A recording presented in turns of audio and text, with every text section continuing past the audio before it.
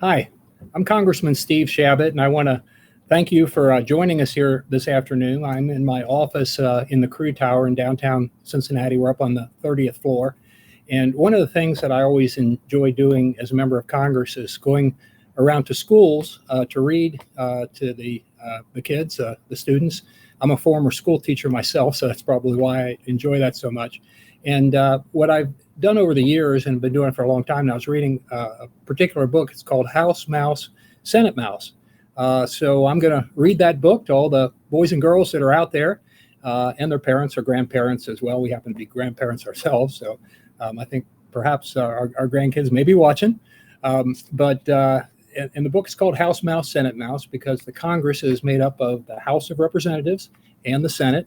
And I've read this book so many times, I actually haven't memorized, but I will glance down here periodically to make sure I'm doing this right. And then we're going to have a little slideshow of the buildings in Washington that I work in, the Capitol building and the White House where the president works and that sort of thing. And then we're going to take questions from any of the boys and girls out there. So if you have a question that you'd like to ask your congressman, all you have to do is go to the comments section on Facebook, the comments section.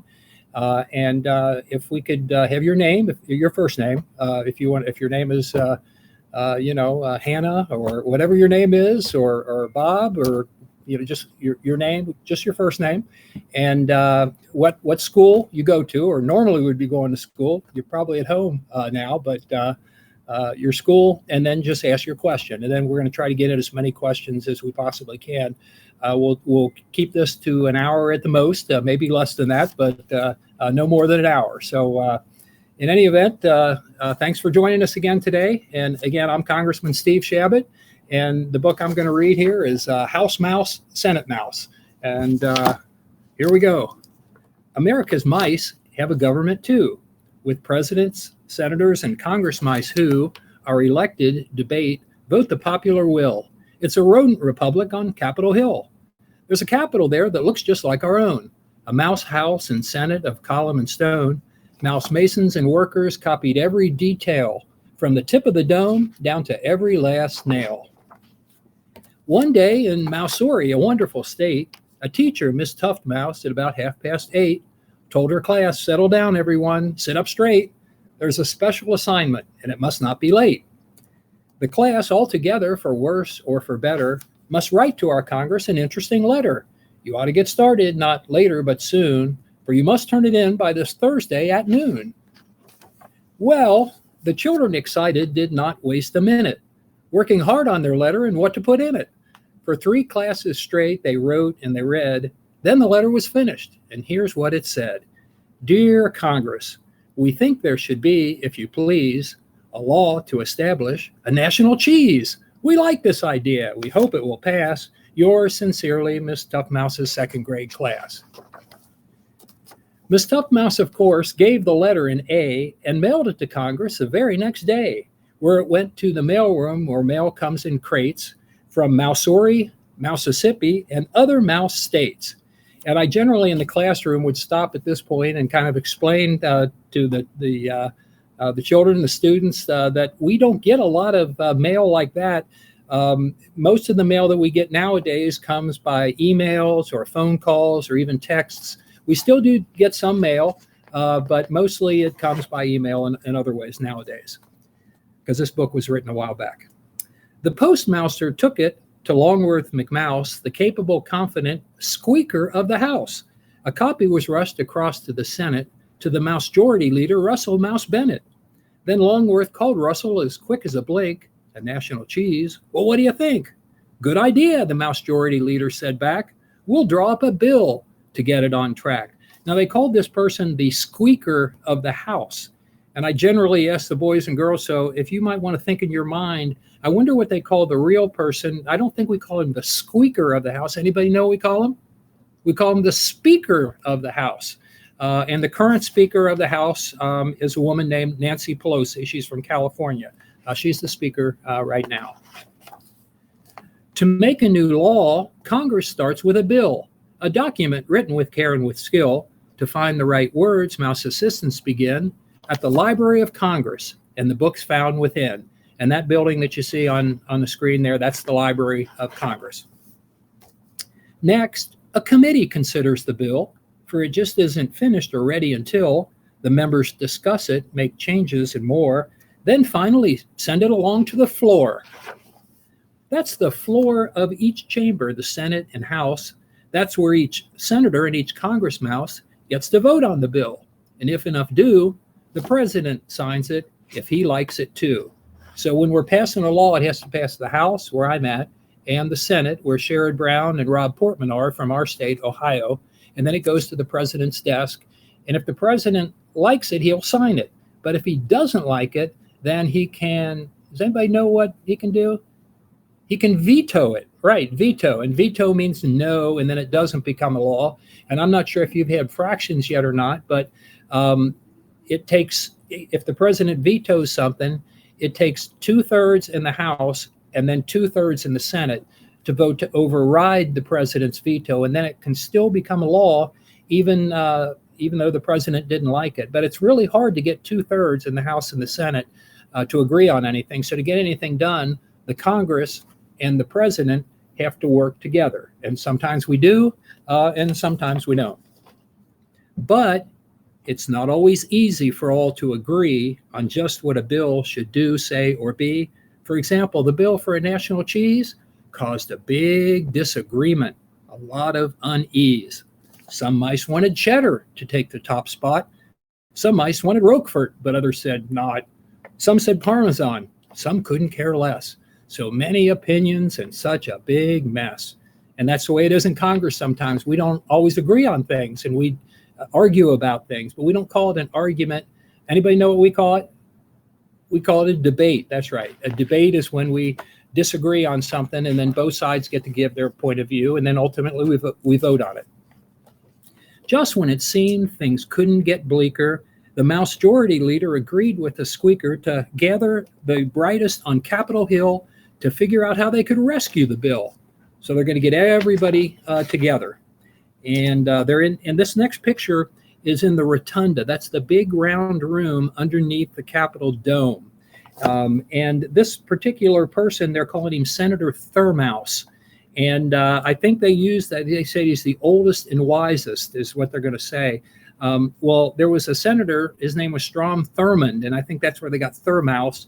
And he was 100 years old and when he was still in the Senate. So he's the oldest person that ever served in the Senate. The rotunda was packed, a good place to meet, when Senator Thurmouse rose to his feet, the oldest and wisest in Congress by years. The Squeaker, the leader, the rest were all ears. So they're going to listen to him. They're all ears, but of course, again, these are mice. And now, if you notice what they've got, what they're dressed in, they're not dressed like I have a suit on. I don't have a tie on, but I do have a suit on. And this is a famous picture here in our history, and that's Congress, and they're listening to him. And they're dressed in the way people dressed back in colonial times a couple hundred years ago. So we don't dress like that anymore. And here's what Senator Thurmouse said. Our mouse founding fathers, he said, were so wise, they founded our nation around compromise. They wrote it all down in the Mouse Constitution. So after much thought, I propose this solution. We are city mice, country mice, large mice and small. We like many cheeses, in fact, like them all. But we're Americans first. And now, if you please, let's agree that American is our national cheese. That makes sense, doesn't it? Bravo, they all shouted. Hooray, they yelled twice. What a good compromise. What terrific advice. In the House and the Senate, it passed right away, and the president signed it the very next day.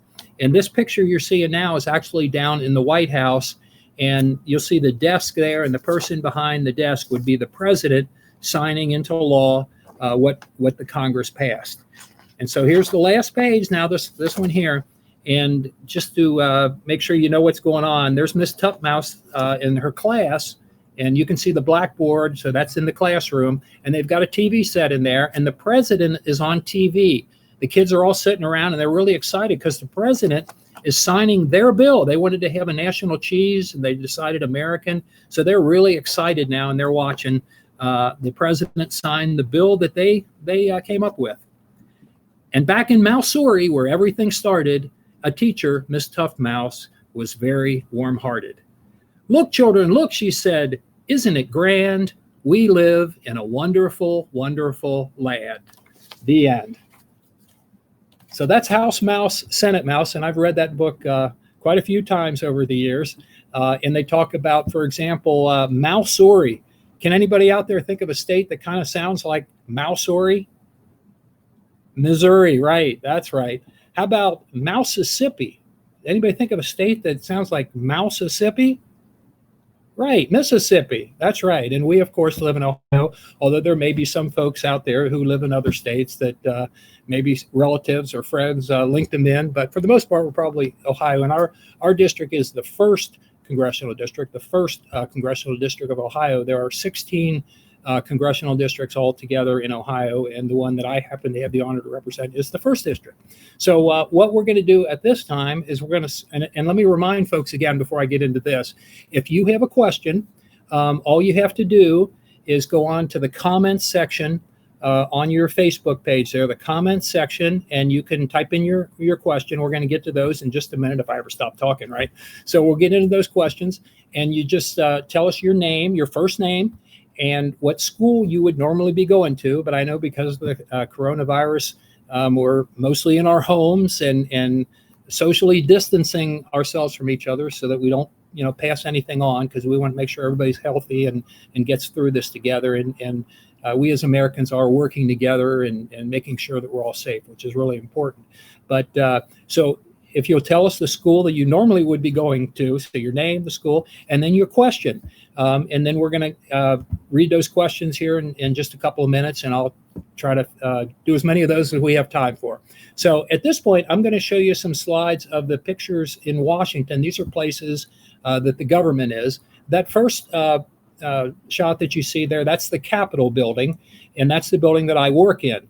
On one side of the building is the House, and on the other side is the Senate. The House, we say House, but it's House of Representatives, and I'm a representative of the people in the first district of Ohio. And that the dome, that part on the top, that's actually the third dome that's been on that building in our nation's history. This one was added around the time of the Civil War, and you can see some pictures of Abraham Lincoln when he was being inaugurated president, and it's under construction back there during the Civil War. That shows you how old this particular dome is. And one other thing that's kind of interesting, and sometimes you'll see this on proficiency tests, so that if the kids want to pay attention, this is the Capitol building, and you spell that C-A-P-I-T-O-L. So it's an O when you're talking about this particular building, the United States Capitol building. But if you're talking about Washington, D.C., which is our nation's capital, it's A-L. Or if you're talking about Ohio's capital, does anybody know what Ohio's capital is out there? Columbus, right? Columbus. And so that's our capital of our state. That's A-L at the end. But this building, it's O-L. And people get that mixed up all the time. Even grown-ups get that mixed up too. So let's go to the next one. And this is just another slide, the same building, the Capitol building. You'll see those steps kind of in the front in the picture. Those are the steps that I go up when I'm going in the House of Representatives to vote. And as a matter of fact, I'll tell you what I'll do here. Let me get my wallet out, and I'll show you my voting card. This is what I use to vote for the people of this district. There you go.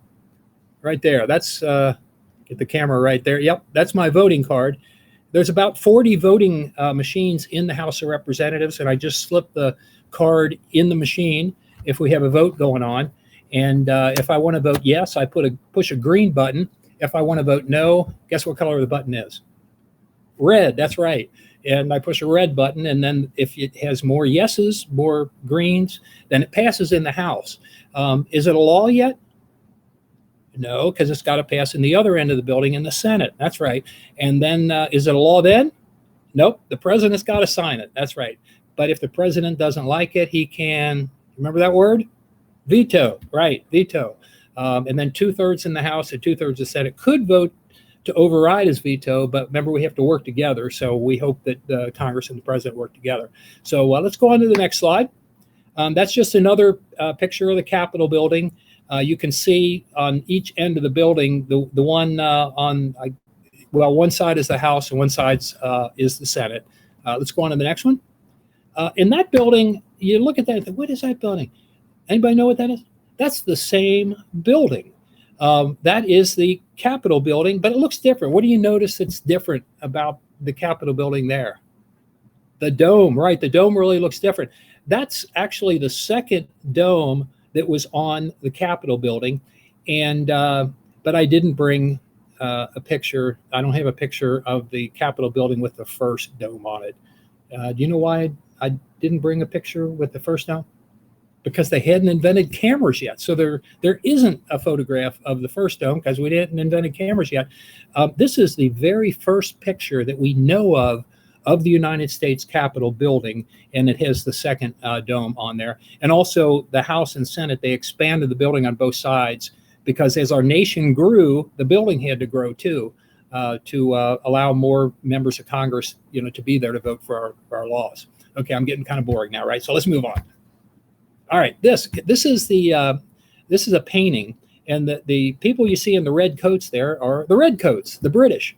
Now, a lot of people think that must be the Revolutionary War. We won our independence. It's not. This is actually the War of 1812. Does anybody know what year the War of 1812 took place? 1812, that's right. It actually was 1812, 1813, and 1814, but that'd be a mouthful to say the War of 1812, 1813, and 14. So we just say the War of 1812. And we didn't do so well in much of that war, and the British troops defeated the American troops on the outskirts of the city of Washington, and then marched to the Capitol building and set it on fire. And then they marched down Pennsylvania Avenue to the White House, which is about a mile down the street. And Dolly Madison was very brave. Who's Dolly Madison? She was the first lady. She was James Madison's wife, and she was very brave. He was out trying to rally the American troops, and she was at the White House, and she was trying to save as many things as she could, because they could see the Capitol building on fire up at the other end of, and they knew the troops were going to come down and do the same thing to the White House. So she tried to save a bunch of things. And one of the most important things she saved was a great big painting of George Washington that she rolled up like a carpet and put it on horseback and got it out of there right before the British troops arrived and set the White House on fire as well.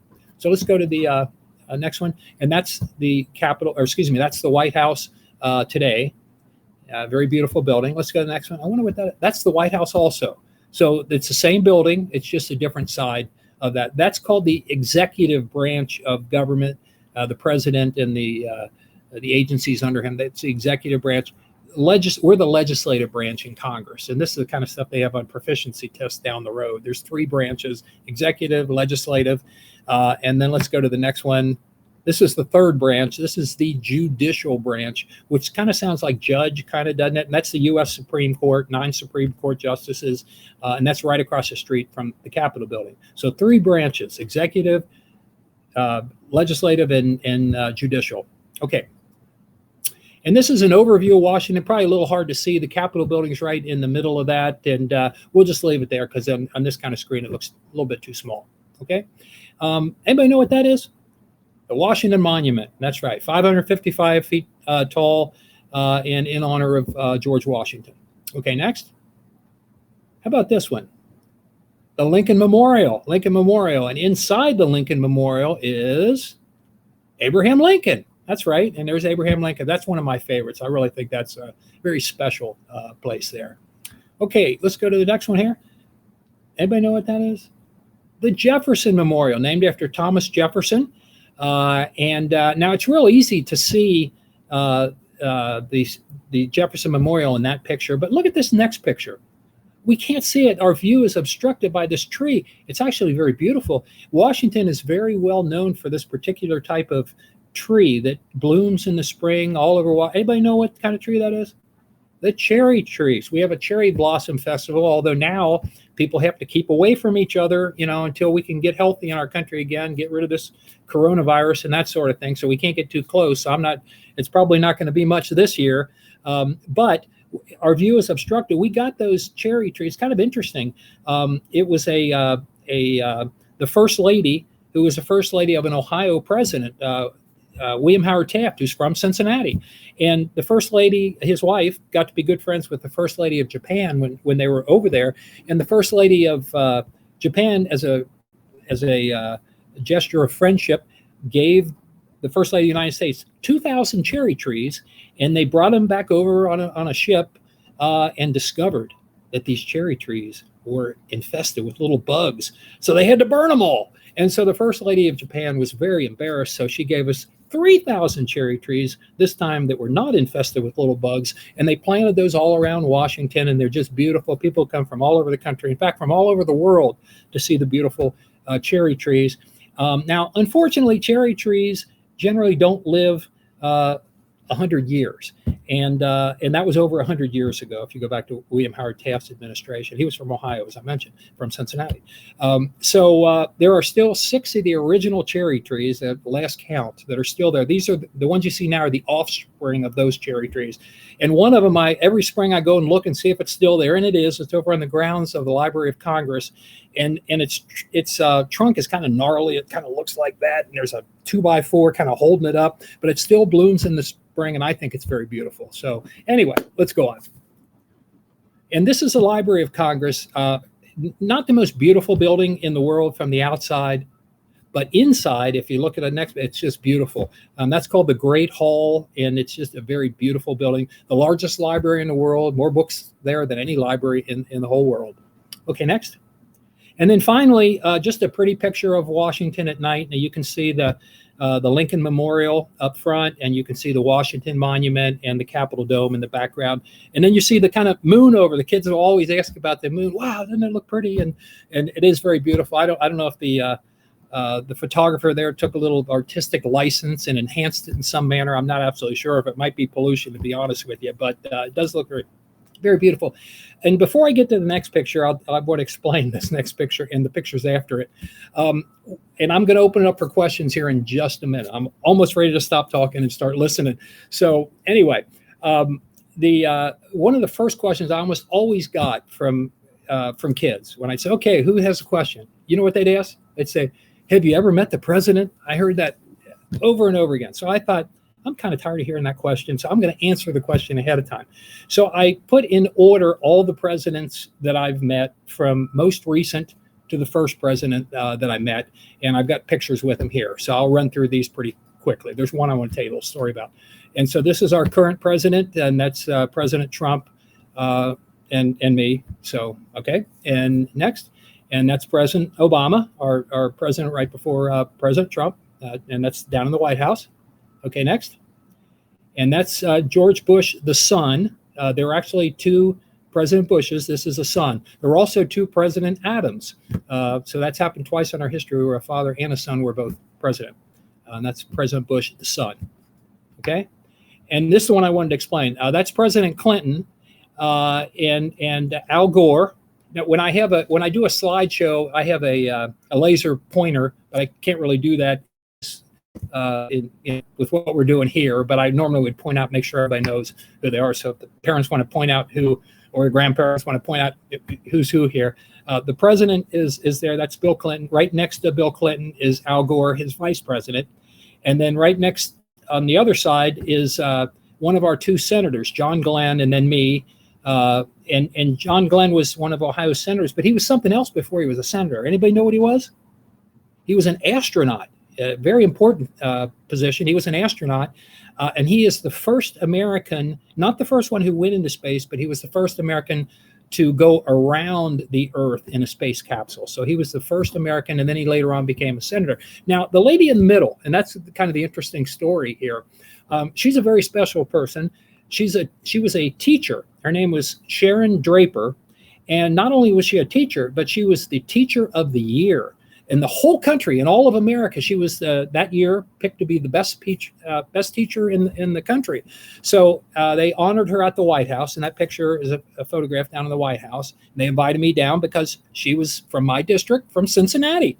And so they had me come down, and she was from Ohio, and that's why John Glenn's there, and it's the White House, and that's why the president and vice president were there. But her name is Sharon Draper, and she was a teacher in Cincinnati, and she now writes children's books. And she's holding the award that she got for the Teacher of the Year, but just a great person and from Cincinnati. Okay, next. Let's see. And that's George Bush. Remember I said George Bush, the son? This is George Bush, the father, and me a long time ago, about 30 years ago. Okay, next. And this is the last one. This is Ronald Reagan. He's the first president that I met, and that's actually down in the White House when he was president then, and that's a much younger Steve Shabbat in the picture there with President Reagan. So I think that's all the slides. So what we're going to do at this time is we're going to go to questions. And so again, I'll remind you, if you have a question, all you have to do is go to the comment section on your screen. And if you'll give us your first name and what school you would be attending if it wasn't for the coronavirus, and whatever your question is that you'd like to ask. So we're going to start right now with questions. All right. So our first question is from Carrie, and she asks, how many people do you work with? How many people do I work with? Well, Carrie, I'll tell you. In Congress, there are 435 of us. So I'm one of 435 in the House of Representatives. And then there are 100 senators, so I'm one of 535 there. But I also I have what's called a staff. And I have, I believe, 6 here in Cincinnati and in Warren County. Our district is all of Warren County and most of Hamilton County and most of Cincinnati. And I'm in my office here in downtown Cincinnati in the Crew Tower. We have about 5 people who are normally in this office. And then we usually have one person, and another person will rotate up in the Warren County office. And then I have a staff in Washington too. We usually have 7 or 8 on our staff up there. And then I'm the ranking member of the House Small Business Committee, and I have staff people there, usually 8 or 9 staff people there. So I work with all those people, and I try to work with all my constituents too, and in trying to take care of their needs and trying to help them too. So hope I answered your question there, Carrie. Maggie from Jolis Elementary asks, how often do you go to the White House? How often I go to the White House? Usually a few times a year. I go to the White House. The most recent time I was down there was the signing 3 weeks ago of a bill. Actually, today's Thursday, so tomorrow will be Friday. It was 3 weeks ago tomorrow, the signing of the bill called the CARES Act. And this was Congress's reaction, the third reaction. We had a phase 1, phase 2, and phase 3, and this was phase 3. And I was down there invited at the signing ceremony with the president, the vice president, and 3 other members of the House. And there was 1 senator who was there. So it was pretty special to be there. But I'm usually there a few times a year for one reason or another. And it'd probably been about a month before I was there prior to that. All right. Julie from Pleasant Run Elementary asks, how do you become a congressman? Julie, that's a good question. You run for office, and people elect you basically, and you have to get more votes than the other person who's running against you. So that's, that's kind of the way it works. This is, I've been fortunate. This is my 24th year in the U.S. House of Representatives. I was also a county commissioner, Hamilton County Commissioner for 5 years before that. And then I was on Cincinnati City Council for almost 5 years before that. And I was also an attorney, practiced law, and I was a school teacher, which is why I really enjoy doing what I'm doing now, with the kids and trying to educate them about how government works and all that kind of stuff. But you have to run for office, and there's an election and get elected. That's how you get to be a member of Congress. Arabelle, who is homeschooled, asks, can you tell me what some of the books behind you are about? Yeah, Arabelle, these are some old law books actually behind me here. These are Cyclopedia of Law, and it has to do with the law basically. And they're mostly, they're so old that I don't really use them much anymore. When I first started practicing law about, how many years ago was that? Goodness, was it more than 30 years ago? There was a lawyer who died, and they were giving away his law books, and I went and got a whole bunch of law books for free, actually, and they look real nice up there. So I don't use them too much. They're old cases from almost 100 years ago, but they look good in the background. So, Avery from Visitation asks, what is your favorite thing about being in Congress? Avery, there's so many things that I really enjoy about it. Probably the main thing is that you can actually help people. You can do a lot of good for a lot of people who need the help. And right now, during this coronavirus time, especially, you really get to be out there and involved with people, and it's heartening how well the people of our community have come together. And so that I like helping people, and that's probably a favorite. my next favorite part would probably be actually getting to educate young people about how the government works and how it could work better. But I really enjoy, having been a school teacher myself, I really do enjoy interacting and going out to schools and reading to the kids and talking with them. But since I can't go out to schools right now because they're all closed, we thought this would be the next closest thing. But thanks for that question.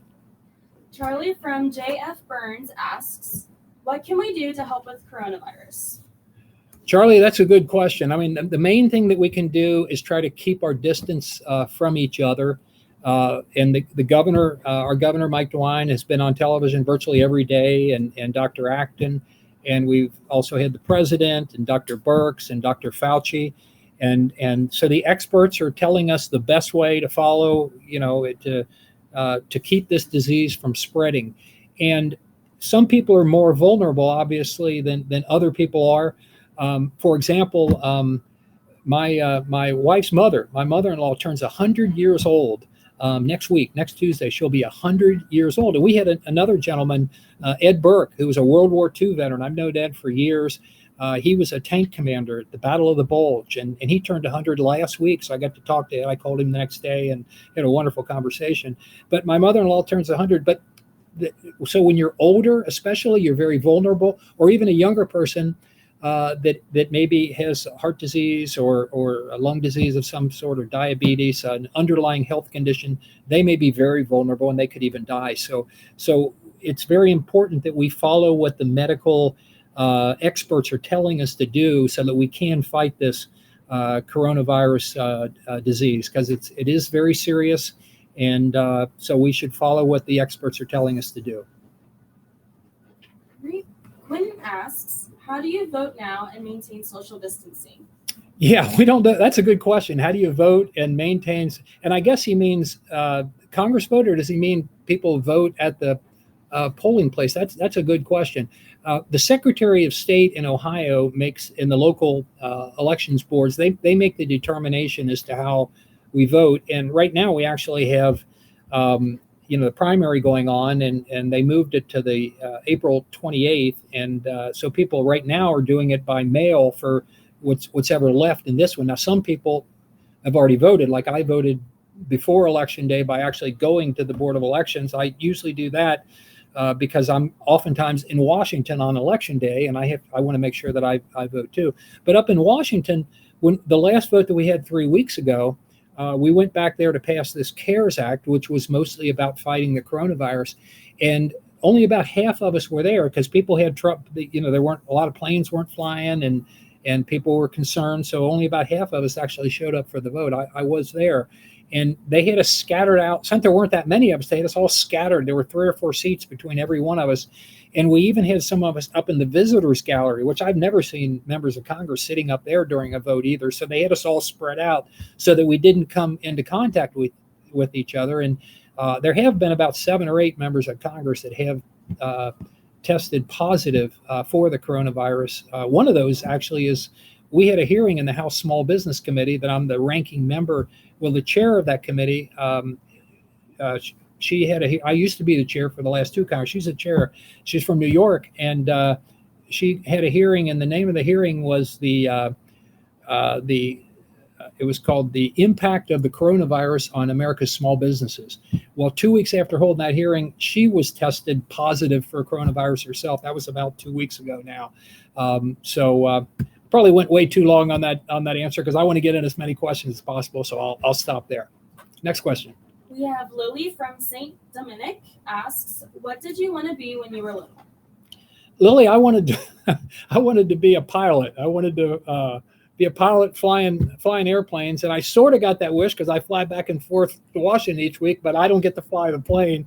I'm a passenger back in the back with everybody else. But it's kind of like my dad worked downtown for years, and we lived in Price Hill and then in Westwood. And my dad used to take the bus down to work every day, and he would read going down in the bus, and I read going back and forth to Washington each week. But I wanted to be a pilot. That's what I wanted to do when I grew up. So I got kind of close. I'm in a plane usually, but I don't get to fly it. All right. John from Cincinnati asks, do you know Governor DeWine? I do know Governor DeWine. He's a fine gentleman. I've known him for a long time. He was actually elected to the Senate back in 1994, which was the same year that I was elected to the House of Representatives. So we served in Congress, but we were in the different houses. But we kept in communication. All of us do communicate very well, especially in Ohio. We've done a lot of that.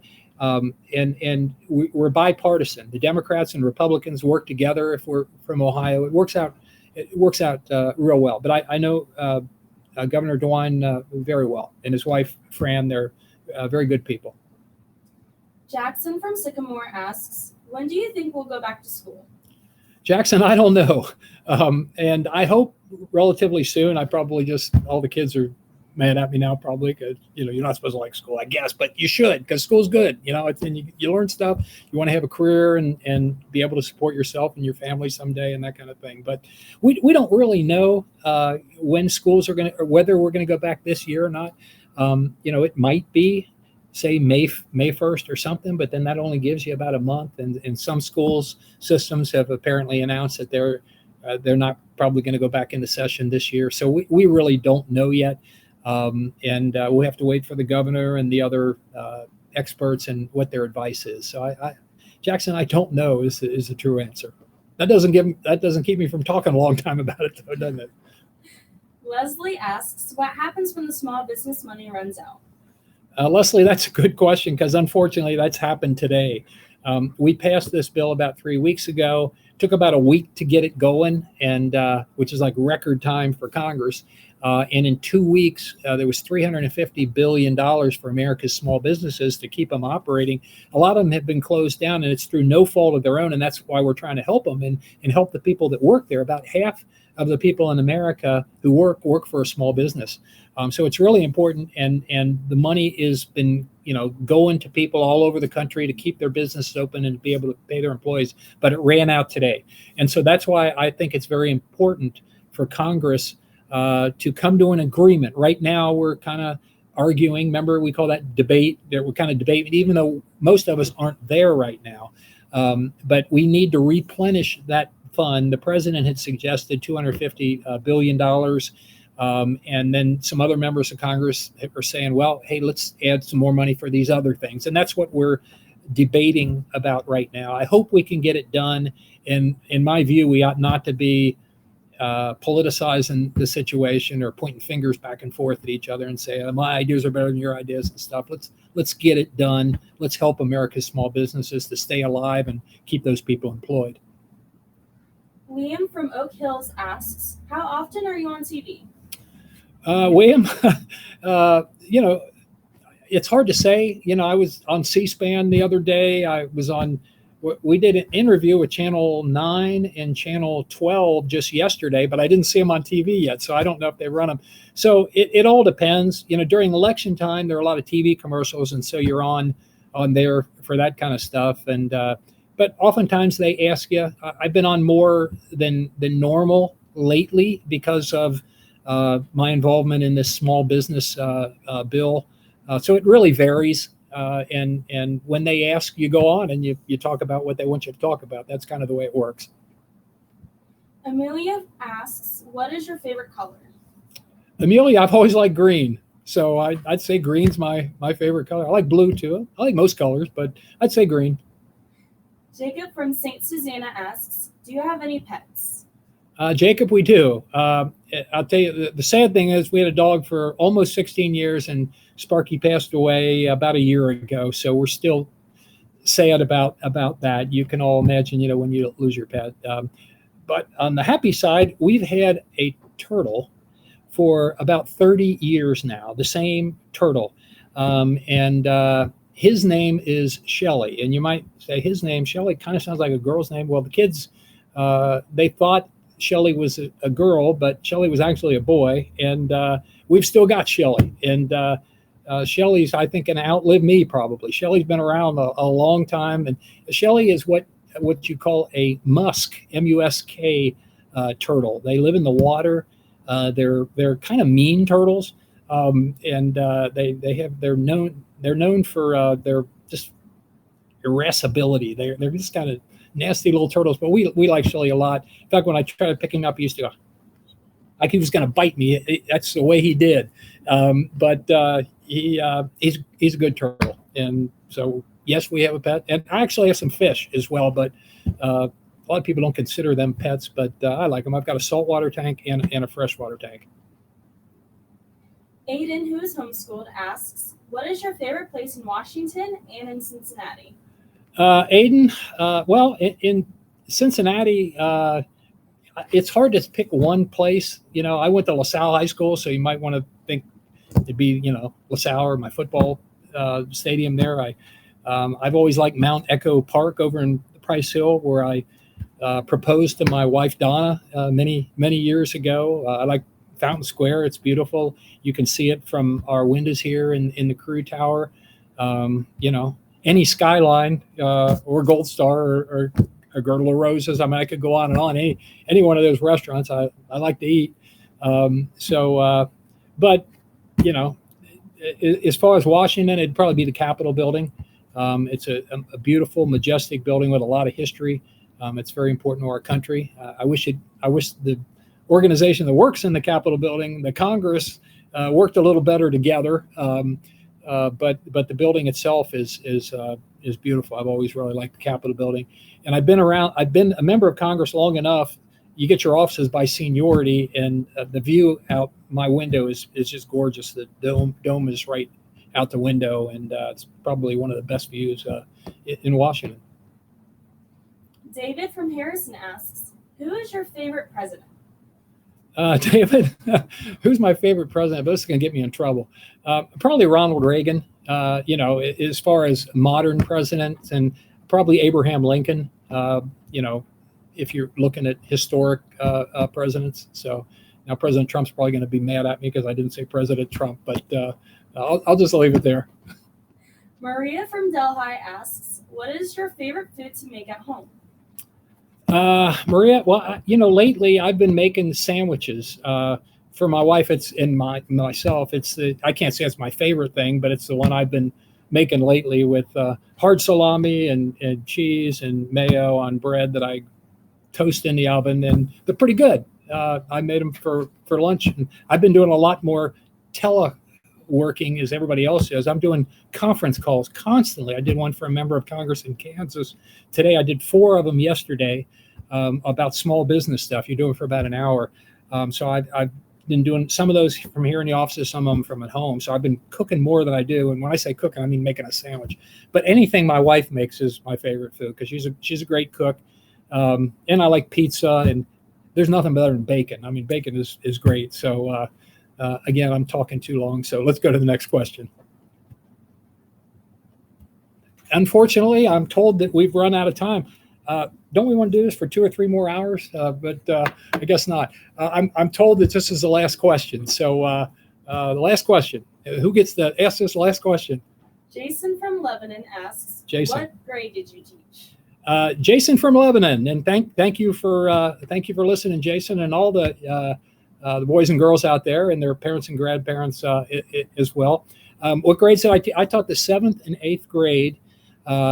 This was many years ago. I was fresh out of college, and I was going to law school at night and teaching during the daytime. And I taught the 7th and 8th grade down at St. Joseph School, down on Ezra Charles Drive in the West End, right down the street from Taft High School. And I also I had the entire 7th grade and the entire 8th grade in the same classroom all day long. So you can imagine what that from a new teacher.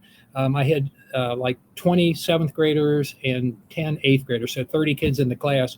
And on one side of the room, I'd be teaching, say, the 8th graders English, and I'd have the 7th graders doing a math assignment over there, and I went back and forth every subject all day long. And then a couple of days a month, I taught physical education to the entire school, which was 400 or 500 kids. All the way from 8th grade down to, I think we had 1st grade or kindergarten. It's hard to remember. It's been a long time ago, but about 500 kids. I had the entire school basically for PE, and that was something. So, but that was my teaching career, and I enjoyed it a lot. I like to say I think the kids. I think I learned more, from the kids than they learned from me, to be honest with you. But it was interesting, and I tried to keep the teaching part up by doing this to this day. And I really enjoyed this a lot. I hope this worked out for you all. Hope I didn't go on too long and start boring the kids. And some of them are probably over playing video games and stuff now, but the parents are still watching, right? So anyway, thank you very much. And maybe we'll do this again sometime. Thank you.